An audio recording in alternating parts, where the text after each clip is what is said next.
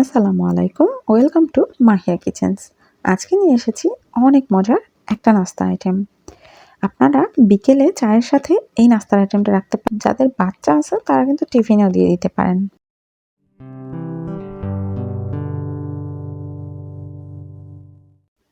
চলে আসলাম রান্নাটা দেখাতে।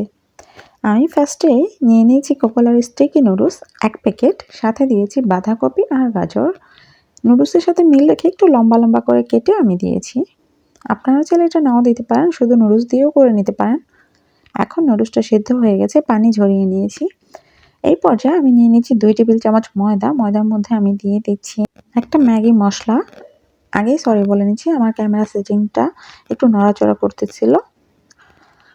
এখন দিয়ে দিচ্ছি স্বাদ মতো লবণ, হাফ চা চামচ মরিচ গুঁড়ো, দিয়ে দিচ্ছি একটা ডিমের সাদা অংশ। এখন দিয়ে দিব আমি সেই সিদ্ধ করা নুডলস। এগুলো সব কিছু একসাথে মিক্স করে নেব। আমি আবারও আপনাদের কাছে দুঃখিত, আমার ক্যামেরা সেটিংসের জন্য একটু নড়াচড়া করতেছিল। আপনারা একটু কষ্ট করে দেখে নেবেন প্লিজ। এই পর্যায়ে আমি প্যানের মধ্যে তেল গরম করে এই নুডলসগুলো দিয়ে দিব। নুডলসগুলো আমি কিভাবে দিচ্ছি একটু কষ্ট করে লক্ষ্য করে দেখুন, দেখলেই বুঝতে পারবেন। একেবারেই ইজি। তারপরও এই শেপে আপনারা নাও করতে পারেন, আপনাদের ইচ্ছে অনুযায়ী অন্যরকম করে আপনারা করতে পারেন, কিন্তু এইরকম করলে আমার কাছে দেখতে খুবই আকর্ষণীয় লাগে, তার জন্য আমি করেছি।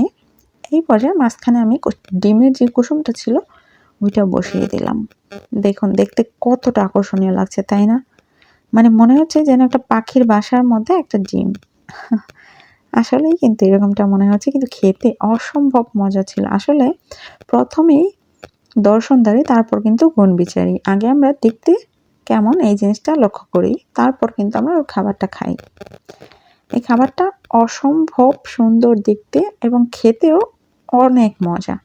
এটা অবশ্যই ট্রাই করবেন, খুবই ঝটপট হয়ে যায়, যেহেতু ট্রাই করাই যায়। দেখুন এখন এগুলো আমি একটু কেটে নেব দেখার সৌন্দর্যের জন্য। আপনারা না কেটেও রাখতে পারেন, এরকমটাও দেখতে অনেক সুন্দর লাগছে, আপনাদের ইচ্ছে। এই পর্যায়ে বলে রাখি, যারা আমার চ্যানেলটা এখনও সাবস্ক্রাইব করেননি প্লিজ আমার চ্যানেলটা সাবস্ক্রাইব করে পাশে থাকা বেল বাটনটি অন করে রাখবেন, যাতে করে আমার এরকম ডিফারেন্ট টাইপের ভিডিওগুলো একটু আপনাদের মিস না হয়। আর ভিডিও ভালো লাগলে অবশ্যই একটা লাইক, একটা কমেন্ট, পারলে একটা শেয়ার করে রাখবেন। দেখুন আমি একটু কেটে নিচ্ছি, কাটলে কিন্তু শেপটা আরও সুন্দর আসে আমার কাছে। এখন এইভাবেও আপনারা রাখতে পারেন, যার যেরকম ইচ্ছে। গরম ছিল, ধোঁয়া বের হচ্ছিল, আমার কাটতে একটু কষ্ট হচ্ছিল। দেখুন জাস্ট মানে কি বলবো, দেখলেই কিন্তু জিভে জল চলে আসছে। আমার বাড়ির সবাই খুব পছন্দ করেছিল, এমনকি আমার মেয়েকে আমি স্কুলে দিয়ে এসেছিলাম টিফিনটা। ওর ফ্রেন্ডরা দেখে বলতেছিল যে আন্টি কবে এই রেসিপিটা আপলোড করবে, আমরা একটু দেখতে চাই। তার জন্য কিন্তু আপলোড করে দিলাম তাড়াহুড়ো করে। আপনারা সবাই এই রেসিপিটা অবশ্যই ট্রাই করবেন, আপনাদের কাছে রিকোয়েস্ট করছি। আশা করছি আপনাদের কাছে খারাপ লাগবে না, ইনশাআল্লাহ আপনারা অনেক উপকৃত হবেন।